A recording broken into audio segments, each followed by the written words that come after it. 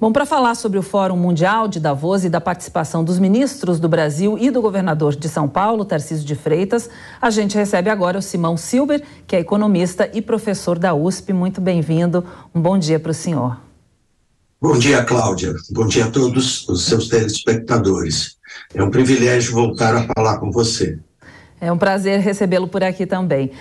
Gostaria primeiro a gente abordou aqui com a nossa repórter a Bia a questão das privatizações, né? O Tarcísio Gomes de Freitas esteve lá no Fórum de Davos e entre muitas reuniões, né? Uma delas foi com líderes chineses falando de privatizações que devem acontecer agora em São Paulo nessa gestão. Como que você ouviu essas reuniões e o que pode trazer de benefício para São Paulo e para o Brasil também, as questões tratadas por lá? Olha, eu acho que o grande assunto é inequivocamente a privatização. Só que aqui São Paulo é uma voz discordante dentro do país, na medida que o governo federal desaprova todo esse processo de desestatização que pode ocorrer no caso brasileiro, que não é o caso de São Paulo. Então, naquilo que depender só do Estado de São Paulo, eu acredito que tem uma possibilidade de avanço muito importante já nesse próximo semestre. Eu quero chamar a atenção que capitais estrangeiros, particularmente da China, mas de outros países também, estão extremamente interessados, no caso brasileiro, pelo tamanho do mercado, pelo potencial de crescimento dessas empresas que atualmente são estatais, mas naquilo que depender do BNDES, daquilo que depender do governo federal, a postura do governo federal é de estatização. De empresas estatais, quanto maior o Estado, melhor. Então, acho que por aí não vai ter avanço. Eu acredito que Davos teve 3 pontos extremamente importantes. Alguns coincidem com a agenda do Brasil, não do Estado de São Paulo, particularmente aquela do meio ambiente, na medida que o país manda para Davos 2023, a Marina Silva, que é a ministra do Meio Ambiente. Então, por aí, se as promessas do governo federal de preservação ambiental, particularmente na Amazônia, avançarem de uma maneira significativa, nós temos possibilidade, no segundo semestre de 2023, já temos aporte de capitais na área ambiental, que será, sem dúvida alguma, muito bom, tá? Mas na área de privatização, como eu já comentei, eu acredito que a iniciativa solitária será dos Estados de São Paulo, do Estado de São Paulo, e isso é muito, muito bem-vindo. Eu acho que o Brasil deveria ter, a nível nacional, um programa de privatização e concessões, porque tem tanto dinheiro lá fora e tão pouco aqui dentro, que a gente poderia alavancar o crescimento, que é o grande problema do Brasil. O grande problema do Brasil começou há 40 anos atrás, quando o país desaprendeu a crescer, né? E nós temos um desempenho econômico muito modesto, um crescimento da renda per capita de 1% ao ano nos últimos 40 anos, o que significa que a gente precisa de 70 anos para dobrar a renda per capita, ou seja, 2 gerações. Cláudia, os nossos bisnetos vão ter o dobro da renda per capita do que a gente. É muito tempo, né? A China faz isso a cada 15 anos, nós precisamos esperar 70? Não. Para isso precisa investimento e a presença de capital estrangeiro e mais o nacional seria muito importante. Professor, o ministro da Fazenda, Fernando Haddad, e a Marina Silva, do Meio Ambiente, representaram o país aí nesse evento e destacaram compromissos com pauta ambiental nas discussões econômicas. Quais foram os recados do governo Lula no Fórum Econômico Mundial em Davos? Olha, sobre esse aspecto, é uma mudança muito radical, na direção correta, em direção ao meio ambiente. Mas, por enquanto, Cláudia, são promessas. Tá, então, se essas promessas elas se materializarem imediatamente, é aquilo que eu comentei agora há pouco. Nós vamos ter muito investimento. Tá? Na área ambiental, nós temos, o Brasil já aprendeu a fazer isso, sabe como ampliar. O por uma razão muito simples. Nós tivemos aquele que está mais ligado ao meio ambiente, que é o agronegócio, nós já tivemos uma experiência dos últimos 30 anos de aumentar significativamente a produção e reduzir a área plantada, o que significa uma defesa do meio ambiente. Então, o caminho já está dado, o que precisa é o governo Lula dar um sinal diferente e materializar isso com ações para que nós termos uma visão de fora diferente daquele que foi vendido até o ano passado pelo governo Bolsonaro, de desprezo para o meio ambiente, né, que dificultou muito o nosso relacionamento com os outros países, particularmente com a União Europeia.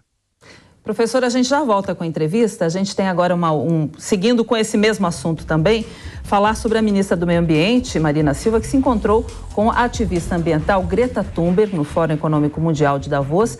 E nós vamos agora direto para a Suíça, onde está o nosso correspondente Luca Bassani. Bom dia, Luca, bem-vindo. O que disse a ministra Marina Silva sobre esse encontro? O Fórum Econômico Mundial de Davos, que termina hoje, teve a presença de vários ministros brasileiros e, na participação de ontem, a ministra do Meio Ambiente, Marina Silva, encontrou-se com várias ativistas de todo o mundo, principalmente a ativista sueca Greta Thunberg, que tinha sido, inclusive, presa há 2 dias quando fazia um protesto para impedir a ampliação de uma das usinas de carvão na Alemanha. No encontro, que foi a portas fechadas, vemos que fotos depois foram publicadas e a ministra disse estar muito feliz em ver a 3ª geração de ativistas ecológicos lutando por um planeta em que emite quase zero de gases relacionados ao efeito estufa. Vemos também que, muito provavelmente, durante os próximos meses, saberemos se todos aqueles esforços coletados, não só pela ministra Marina, mas também pelo ministro Haddad, poderão reverter-se em dinheiro e também investimentos chegando dos demais países ao Brasil.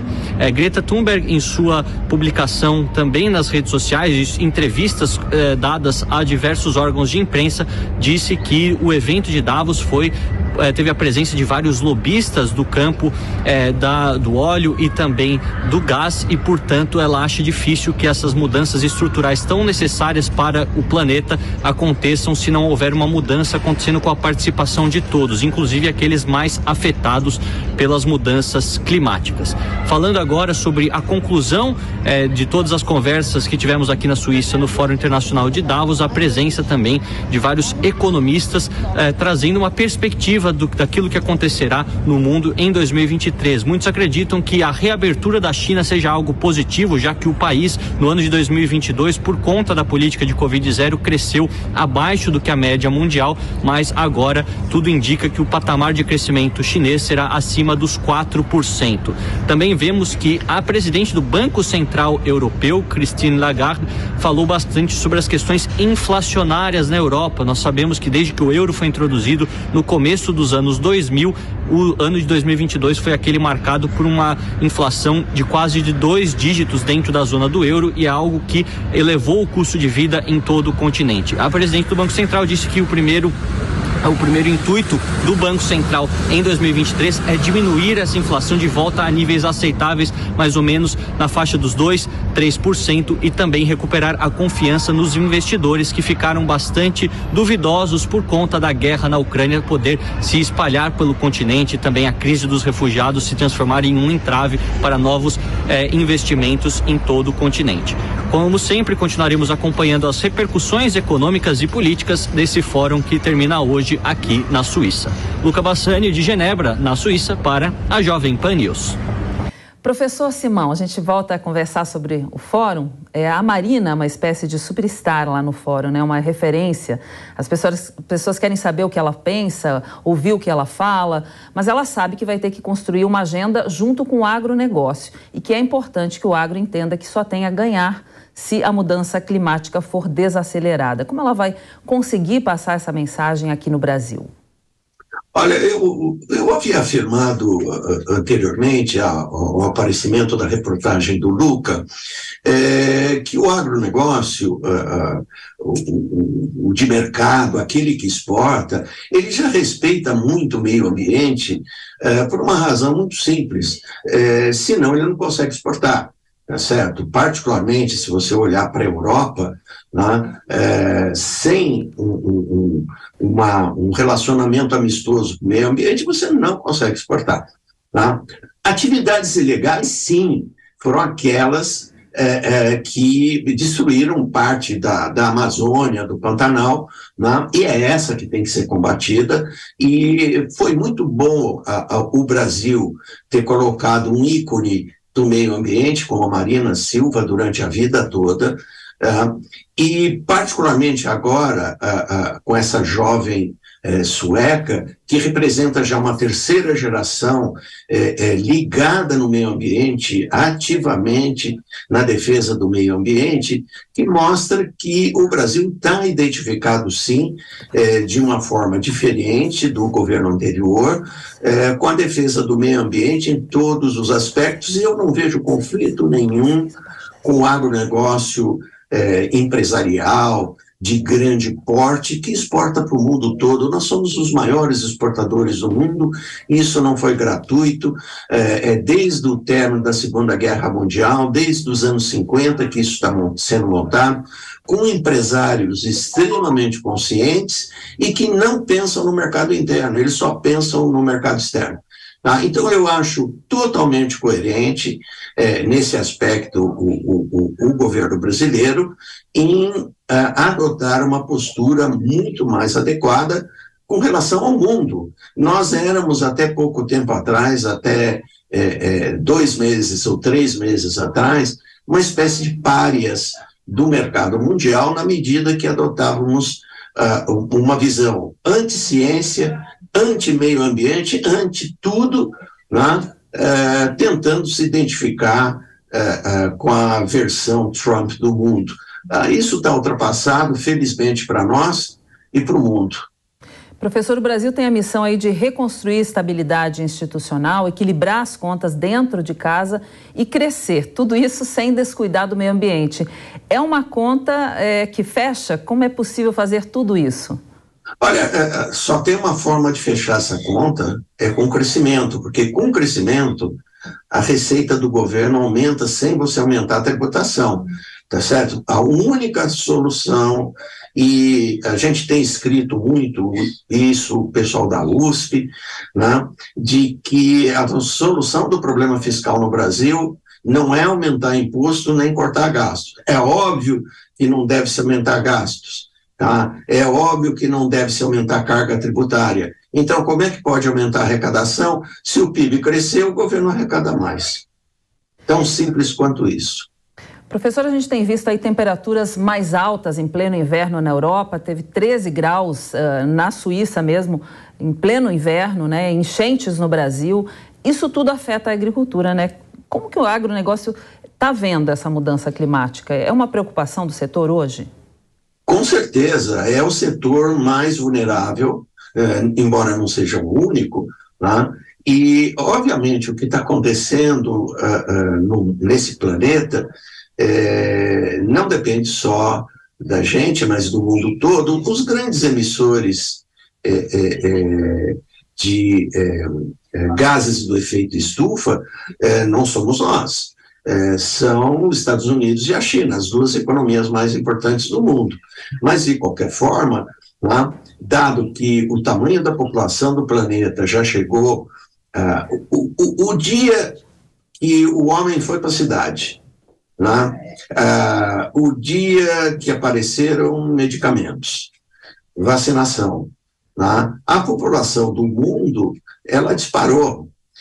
E ela precisa ser alimentada, não tem saída. Nós já estamos em 7,5 bilhões de habitantes no planeta, sendo que 2 países sozinhos têm 40% da população do mundo, China e Índia, cada um tem 1,4 bilhão de habitantes, tá certo? E para alimentar esse pessoal, se não for um agronegócio de larga escala como o nosso, e que cuide do meio ambiente, né? será impossível você dar proteínas para esse pessoal, tá, sobreviver. Então, eu acho que, sobre esse aspecto, o Brasil já assumiu um papel muito importante e cabe aos outros, como a Greta apareceu lá numa mina de carvão, reduzir o uso do carvão para fins energéticos, do petróleo também, né? E o Brasil, ele já está com um parque eólico significativo, quer dizer, nós estamos indo para energias limpas. Eu acho que o Brasil é um exemplo do mundo, nós não somos uma preocupação para o mundo.